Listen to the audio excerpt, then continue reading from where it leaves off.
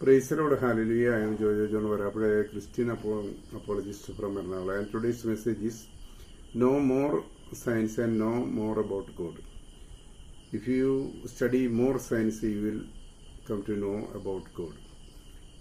ശാസ്ത്രത്തെ കൂടുതലായിട്ട് അറിയുക, ദൈവത്തെ കൂടുതലായിട്ട് കണ്ടെത്തുക എന്നുള്ള വിഷയമാണ് ഞാനിന്ന് സംസാരിക്കാൻ പോകുന്നത്. അപ്പോൾ ഇന്ന് നാം ദൈവത്തെ കണ്ടെത്തുന്നത് പാർട്ടിക്കിൾ ഫിസിക്സിലൂടെയാണ്, അഥവാ ക്വാണ്ടം ഫിസിക്സിലൂടെയാണ്.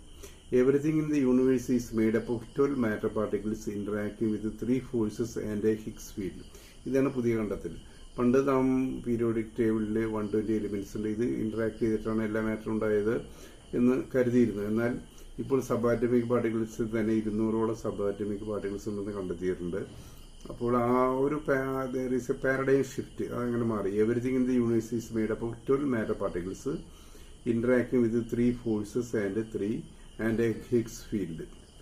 അതാണ് ഇപ്പോൾ നാം മനസ്സിലാക്കുന്നത്. So the interaction between fields produce the physical world in the form of particles.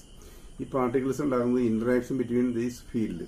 അപ്പോൾ ഫീൽഡാണ് ഏറ്റവും അടിസ്ഥാനപരമായിട്ടുള്ള അവസ്ഥ പാർട്ടിക്കിളിന്റെ. അപ്പോൾ ആ interaction between fields produce the physical world in the form of particles.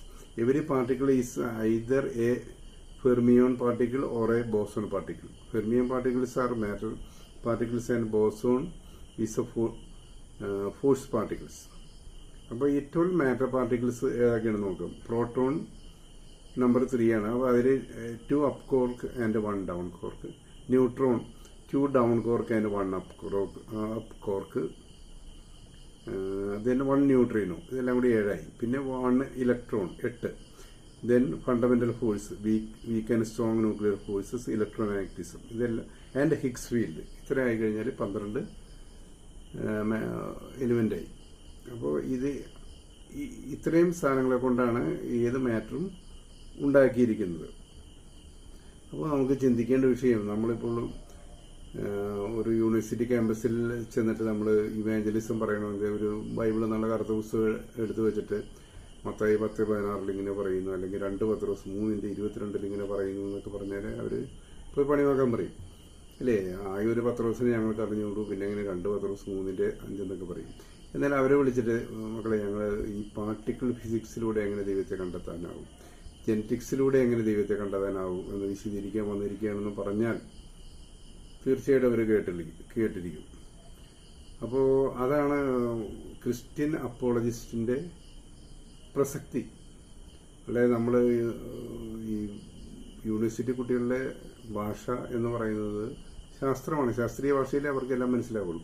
ഇപ്പോൾ തന്നെ ഉദാഹരണത്തിന് മെഡിക്കൽ ഫീൽഡിൽ അവർക്കൊരു പ്രത്യേക ലാംഗ്വേജ് ഉണ്ട്, മെഡിക്കൽ ലാംഗ്വേജ്. ഇപ്പോൾ നമ്മൾ സാധാരണക്കാർ ഹാർട്ട് അറ്റാക്ക് എന്ന് പറയുന്നത് മെഡിക്കൽ ലാംഗ്വേജിൽ ഹാർട്ട് അറ്റാക്ക് അല്ല, ഇറ്റ് ഈസ് കാർഡിയാക് അറസ്റ്റ് എന്ന് പറഞ്ഞതുപോലെ കുട്ടികൾക്ക് മനസ്സിലാകണമെങ്കിൽ നമ്മൾ സയന്റിഫിക്കായിട്ട് സംസാരിക്കണം. അല്ലാതെ അവിടെ ചെന്നിട്ട് കറുത്ത പുസ്തകം എടുത്തു വെച്ചിട്ട് നിങ്ങളിത് വിശ്വസിക്കുന്നില്ലെങ്കിൽ എല്ലാവരും നരകത്തിൽ കിടന്ന് വെന്തു പോവും എന്നൊക്കെ പറഞ്ഞിട്ടൊന്നും ഒരു കാര്യമില്ല. അല്ലെങ്കിൽ മത്തായി 10:16 ഇങ്ങനെ പറഞ്ഞു, എന്ത് പറഞ്ഞില്ല, ഞങ്ങൾക്ക് എന്താണെന്ന് ചോദിക്കുമവർ, ആരെങ്കിലും എന്തെങ്കിലും പറഞ്ഞു.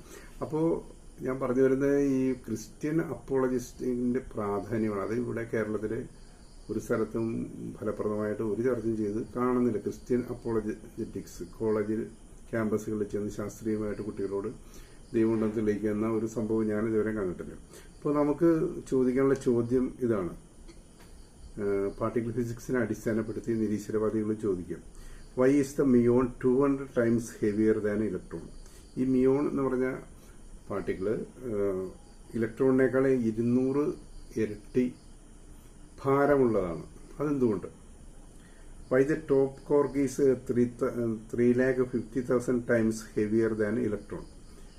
ടോപ്പ് കോർക്ക് എന്ന് പറയുന്നത് 3,50,000 മടങ്ങ് ഇലക്ട്രോണിനേക്കാൾ ഹെവിയറാണ്, ഭാരമുള്ളതാണ്. എന്തുകൊണ്ട്? Why fermions must obey Pauli's exclusion principle? ഈ ഫെർമിയോൺസ് എല്ലാം ആക്ട് ചെയ്യുന്നത് പോളീസ് എക്സ്ക്ലൂഷൻ പ്രിൻസിപ്പിൾ എന്ന് പറഞ്ഞ നിയമത്തിന് വളരെ സ്ട്രിക്റ്റ് ആയിട്ട് ഫോളോ ചെയ്തിട്ടാണ്.